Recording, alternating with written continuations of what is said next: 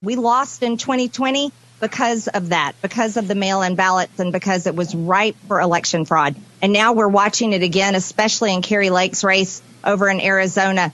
This shouldn't be this way. Everyone was calling for a red wave. Either all the pollsters were wrong and they need to be fired, and that's Republican, Democrat, and every media pollster saying that we were going to get a red wave, or we have to finally acknowledge the fact, or at least we have to get the other side to acknowledge the fact and admit the truth, that mail-in ballots is the biggest problem in our elections, and it is going to be a major factor going forward into 2024. That was Georgia Congresswoman Marjorie Taylor Greene, and she just laid it out pretty clearly. The reason Republicans lost so many races is because of all those pesky votes. Greene is one of many Republicans now arguing that the answer to the GOP's problems doesn't involve changing their awful views. They want to crack down on voting. It's no surprise that the GOP wants to make it harder to vote. As their red wave morphed into a red wave goodbye, it became clear that when Americans vote, Republicans lose. They know that's the one way Republicans can hold power.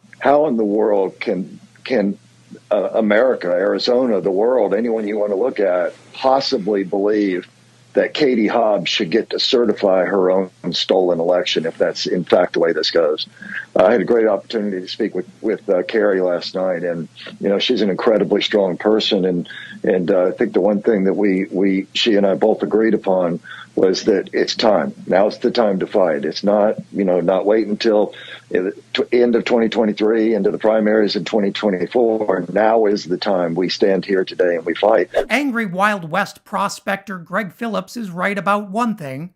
The GOP isn't going to wait until 2023 to begin their fight against voting rights. And in states like Louisiana, which is now claiming the power to decide who counts as black for the purposes of the Voting Rights Act, the war on our voting rights now takes on an urgent new dimension. One thing is very clear. The Republican Party has a media problem. Poll after poll has shown that voters are turned off by wingnut madness on display on Fox News, Newsmax, and a whole host of other right-wing networks. But those networks also run the Republican Party, and lawmakers who think it's time for a change are about to find out how little they matter in their own party. If you checked out Fox News around the time Katie Hobbs sent Kari Lake packing, you wouldn't see any news about the race. In fact, one of their top stories was Tom Brady changing his social media profile. But there was one mention of Arizona, this interview with Kari Lake, casting doubt on the fairness of the election. What's going to happen when we hear about this vote dump in about,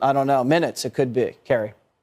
I don't know. We think we should be in good shape. There's look at my notes, 158,000 ballots that have not been counted yet. And 94,000 of those are in Maricopa County, where they took our sacred vote and they just made a mockery of it. It's outrageous, Jesse, what happened. I had a man come up to me at breakfast yesterday and said, I showed up to vote. There was a 3-hour line. They said the tabulator machines were not working. What's so funny about what Kari Lake is saying here is that all those delays and long voting lines, they exist because Arizona's Republicans tried to make voting harder in order to try and protect candidates like her. At the same time, Lake also told Arizona's McCain Republicans to find a new party to call home, ultimately leading many of them to knife her directly in the back. Between the McCain Republicans and the Trump Republicans, a fierce battle we've seen over a couple of different cycles. One of the Republicans in this state said that Kari Lake told a legion of John McCain supporters across Arizona that they could go to hell.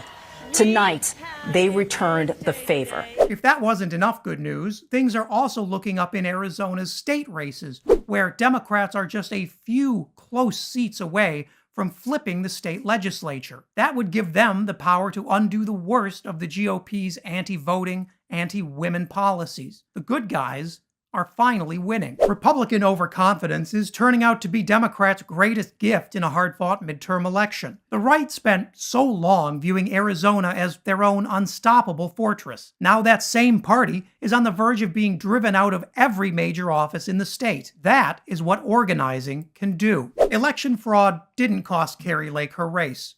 Arrogance did. And the idea that with enough billionaire funders behind you, the voters just don't matter that much. Democrats organized and brought in support from around the country to amplify Katie Hobbs's message to every voter willing to listen. Now they've earned something huge, the opportunity to actually govern. There's one small silver lining here for Kari Lake after a spectacular collapse. Thanks to all of those video filters she likes to use, the voters will never get to see her cry. He will win.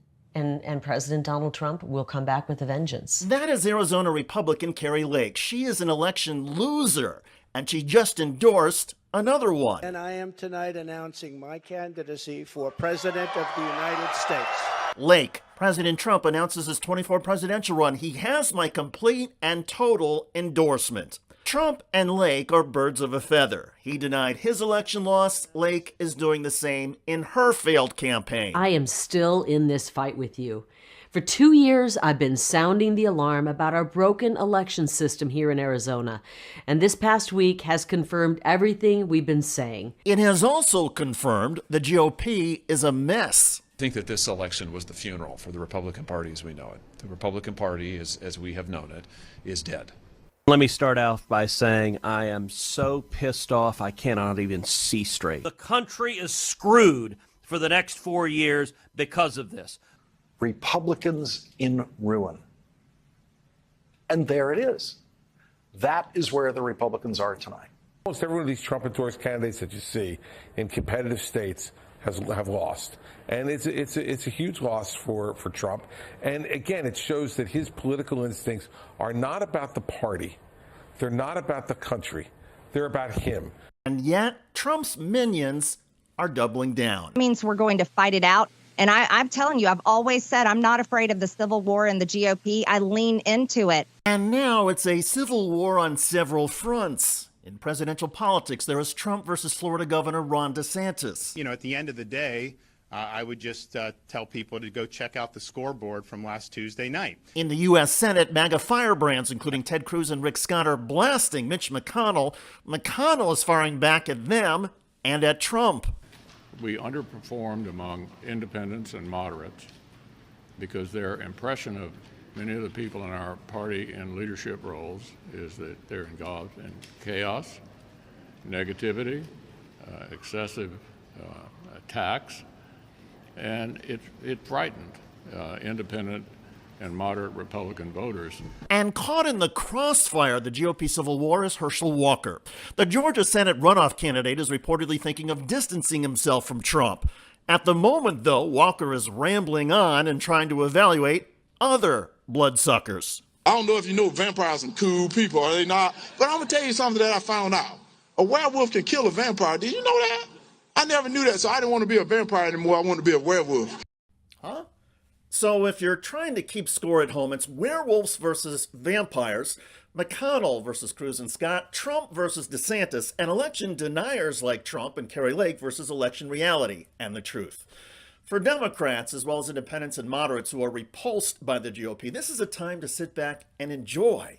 By all accounts, the Republican Party is ratcheting up its own civil war and tearing itself apart. The alliances and outcomes for now are probably irrelevant when you consider that the grand old party, as its own members acknowledge, is full of losers. Literally.